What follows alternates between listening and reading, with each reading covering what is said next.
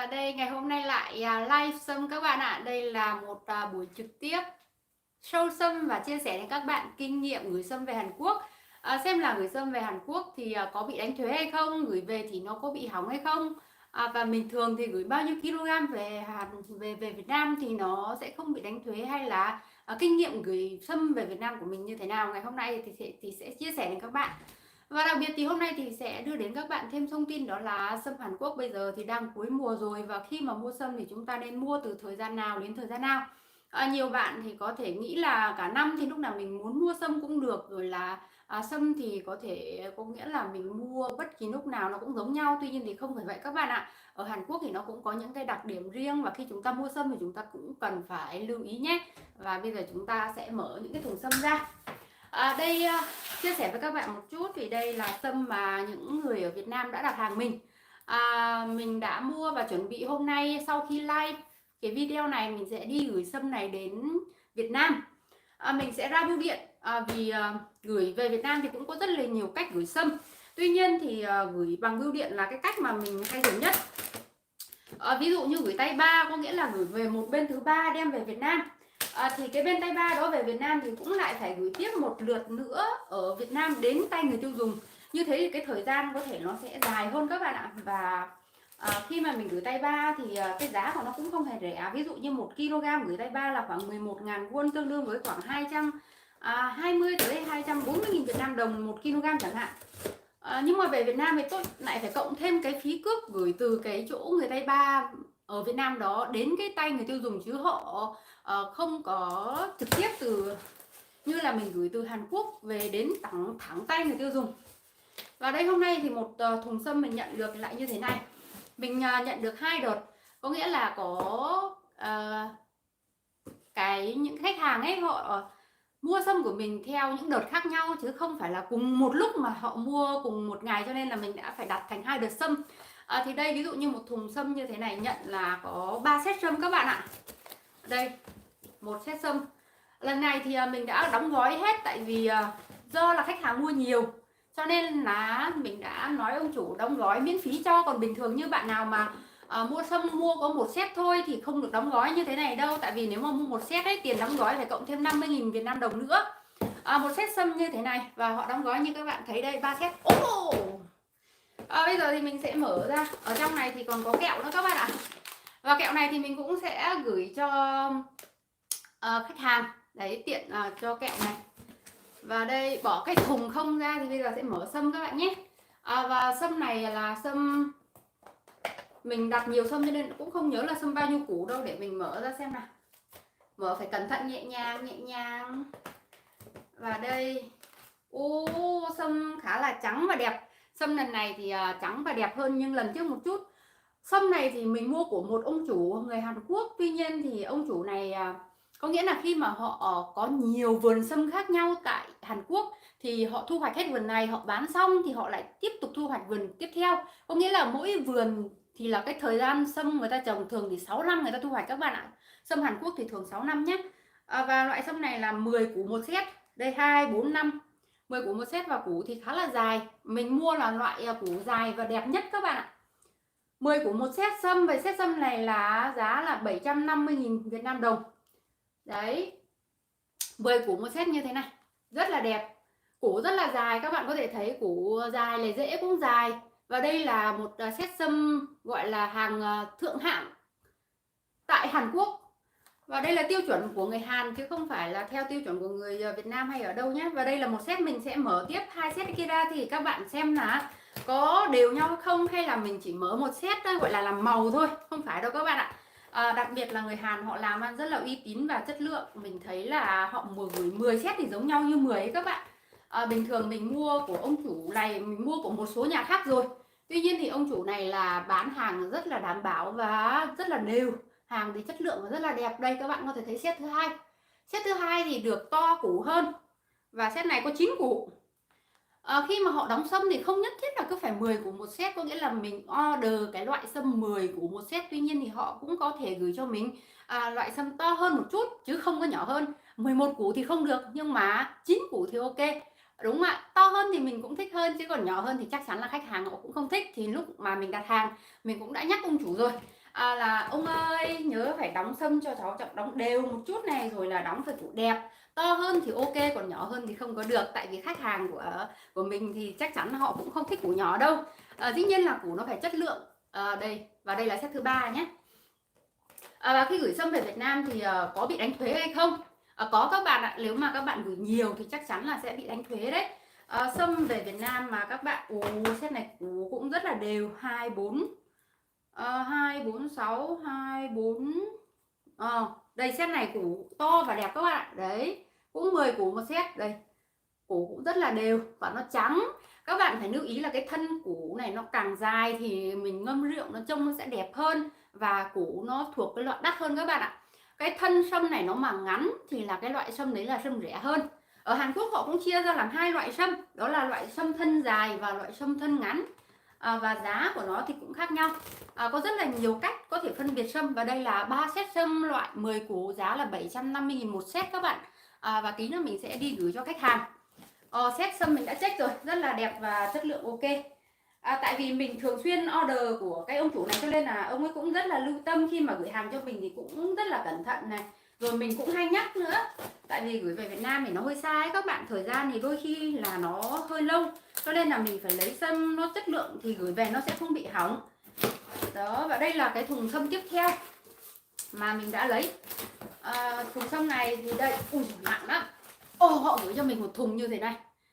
Và ở trong thì cũng có cả vỏ này, rồi túi xách các kiểu. Nhưng mà cái túi này thì mình không có gửi về Việt Nam đâu, tại vì nó cũng không có tác dụng gì nhiều mà nó nặng ấy các bạn. Tiền chi phí vận chuyển thì nó đắt, cho nên là mình không có gửi những cái túi này. Nên là bạn nào mà thích túi thì các bạn có thể nhắn thì mình có thể cho vào. Nhưng mà tiền phí vận chuyển thì nó lại cao hơn. Set sâm bên này thì cũng sẽ được kẹo như thế này, thì tí nữa mình gửi cho khách hàng thì cũng sẽ kèm theo kẹo. Và gửi bao nhiêu sâm về thì bị đánh thuế. Bình thường như là gửi mình thì là gửi thường 5 kg là không có bị thuế. 5 kg sâm các bạn ạ, tương đương với khoảng 5 set như thế này. Tại vì nó tính cả tiền hộp này rồi các loại nữa thì cũng lên đến khoảng 5 kg. Và đây một set sâm này cũng chỉ được 750g thôi các bạn nhé, không phải 1 kg như người Việt mình hay bán đâu. Và loại sâm này là set sâm 8 củ một set. Vừa giờ mình chia sẻ với các bạn là loại sâm 10 củ, loại này là 8 củ các bạn ạ. Tuy nhiên thì ông chủ này mình đã nói là ông đóng cho mình loại sâm to, cho nên là set này là được không phải các bạn ạ, set này là set sâm 6 củ. Ở trong cái thùng này thì có set sâm 6 củ và set sâm 8 củ, thì bây giờ mình sẽ rơi cho các bạn set sâm 6 củ trước. Và đây khách hàng nào đặt sâm 6 củ thì có thể vào xem ạ. Đây là set sâm 6 củ mà khách đã đặt. Đây mọi người có thể nhìn trước sâm trước khi nhận hàng tại Việt Nam. Sâm này thì 6 củ và thân thì khá là dài, rễ cũng rất là mới. Loại sâm này có vẻ là họ cũng mới thu hoạch thôi, nhìn rất là tươi mới các bạn ạ, không hề có chỗ nào bị thâm hay bị dập bị vỡ gì cả, rất là đều và củ sâm rất là đẹp. Đây họ đóng gói như thế này. Và các bạn lưu ý là một set sâm này là 750g, và cái set sâm 6 củ này mình bán về Việt Nam giá là 1 triệu các bạn nhé. Đó. Và đây review xong cho các bạn set sâm 6 củ, và bây giờ đến sâm 8 củ. Một set 6 củ này, và chỗ này thì có 4 set 8 củ. Đó.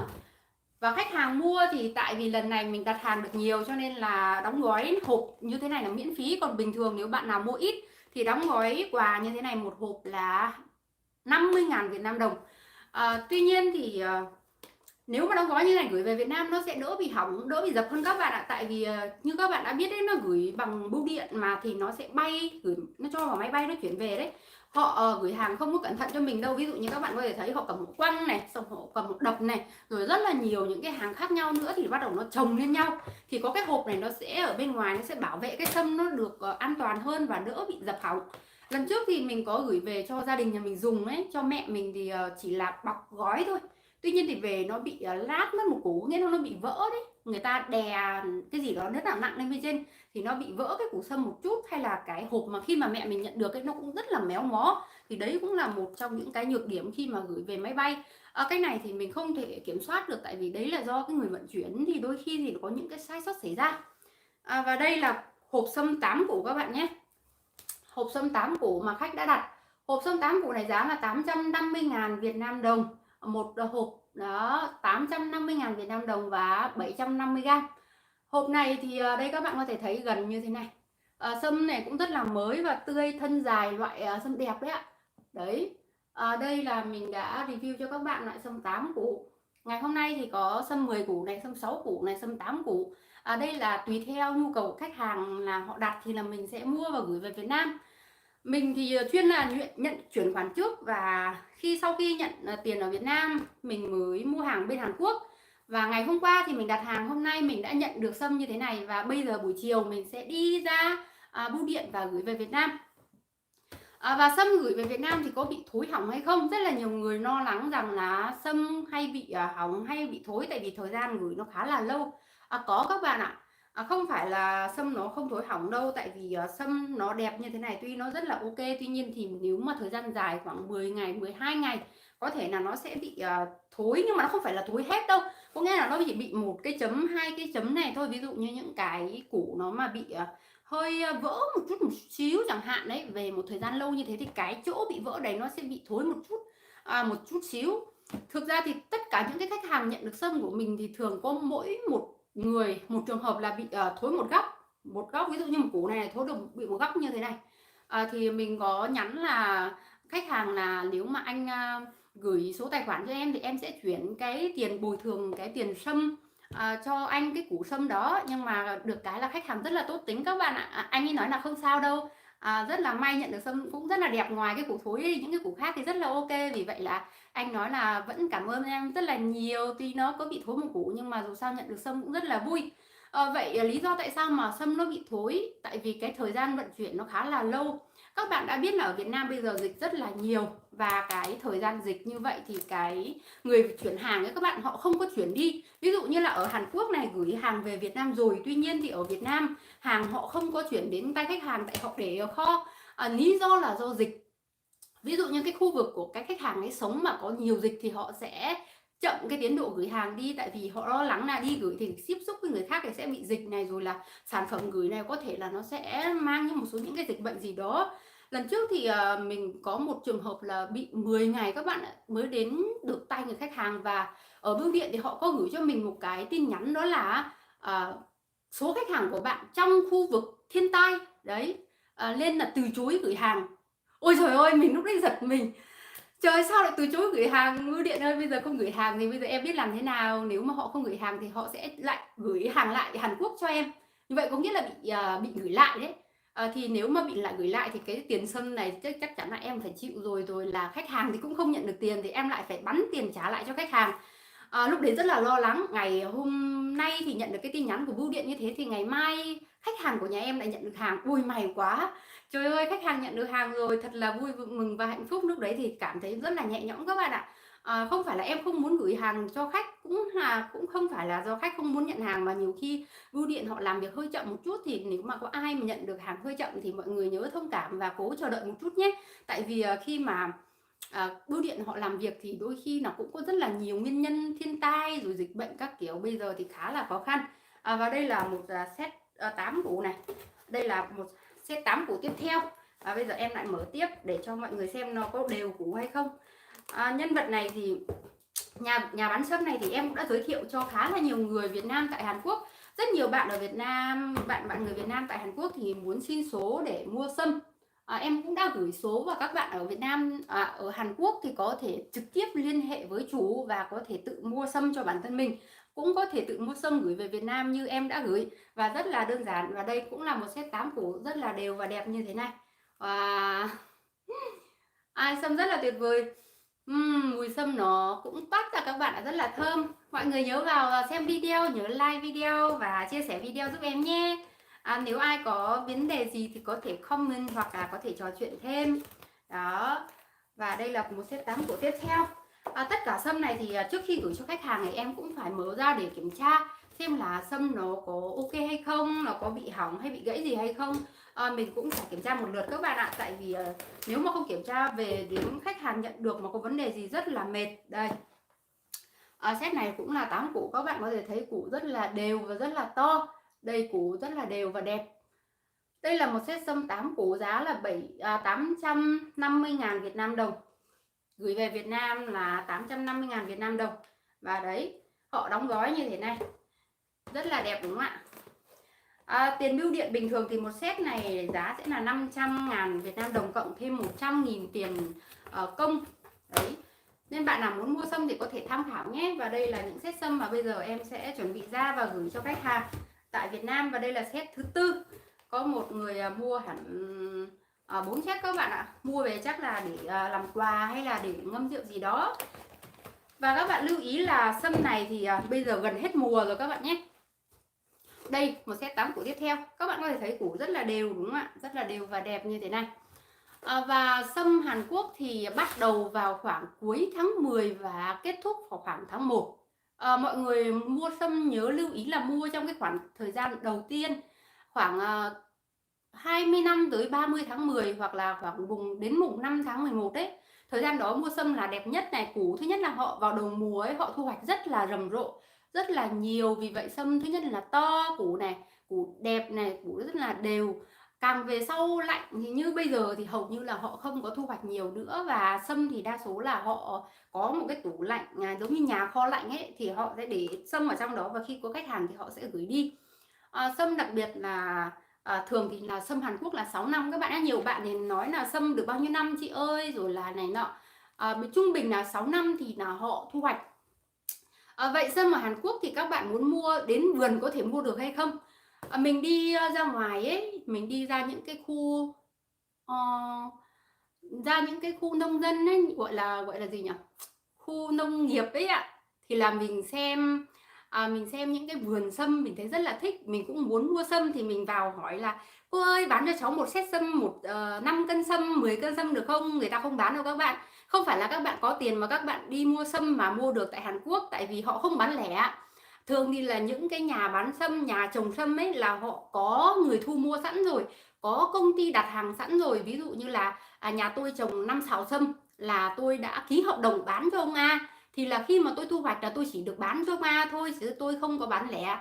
Một số trường hợp là như vậy. Cũng có một số nhà là họ làm kiểu làm tư nhân, họ tự trồng tự bán thì họ không ký hợp đồng với bên nào, thì các bạn có thể mua được, nhưng mà gặp những cái trường hợp đấy khá là hiếm. Thường thì sâm nó rất là đắt và cái quy mô trồng người ta rất là lớn. Người ta trồng thường từ 5 sào tới 1 mẫu Bắc Bộ sâm tại những cái vùng sườn núi đó. Và chú Quang Hiển ơi, sâm của chú cháu có review ở đoạn đầu video ạ. Chú có thể xem lại loại 6 củ ạ. Cháu vừa mới mở ra rồi thì bây giờ cũng đang gấp. Sau khi review set này thì cháu sẽ phải ra bưu điện và gửi sâm ngay về cho chú. Vì vậy là bây giờ cháu sẽ không review lại. Chú yên tâm là sâm rất là đẹp và rất là tươi ạ. Đây ạ, có thể nhìn qua sâm rất là đẹp và tươi. Và bây giờ khá là muộn rồi, em phải đi tranh thủ đi gửi sâm đây các bạn. Bây giờ là 3 giờ kém. 3 giờ kém tại Hàn Quốc, đi gửi cũng phải mất tiếng rưỡi đấy ạ. Ra ngoài rồi đóng hộp này rồi ghi, nói chung là cũng khá là nhiều. Và bây giờ thì đây set sâm thì đã được đóng gói như thế này và cháu sẽ đóng vào trong thùng giấy và gửi về Việt Nam. Hôm nay thì gửi, sau đó là người ta chuyển lên sân bay rồi bắt đầu người ta mới bay về Việt Nam. Từ Việt Nam bắt đầu bưu điện Việt Nam sẽ chuyển đến tận tay người tiêu dùng. Như vậy thì cái khoảng thời gian nói chung là nhanh thì khoảng 3 ngày là nhận được. Có một lần mình gửi nhanh nhất là 3 ngày nhận được, chậm thì cũng phải đến 7 ngày đó. Còn nơi nào mà xa xôi hay là nhiều dịch bệnh ấy cũng có thể kéo dài tới 10 ngày. Đấy là mọi người lưu ý, có thể cố gắng chờ đợi một chút, nhưng mà yên tâm là sâm nhận được thì sẽ tươi và không bị hỏng. Nếu có hỏng thì mình sẽ chuyển tiền, gửi cái tiền bồi thường cho cái số sâm hỏng, cho nên là mọi người hãy yên tâm nhé. Ngày hôm nay thì review đến các bạn sâm Hàn Quốc rất là vui và hy vọng mọi người like video, nhớ chia sẻ video giúp mình nha. Xin chào và hẹn gặp lại các bạn trong những video tiếp theo. Lần sau sẽ trực tiếp và nhớ mọi người ủng hộ kênh nhé. Cảm ơn cả nhà.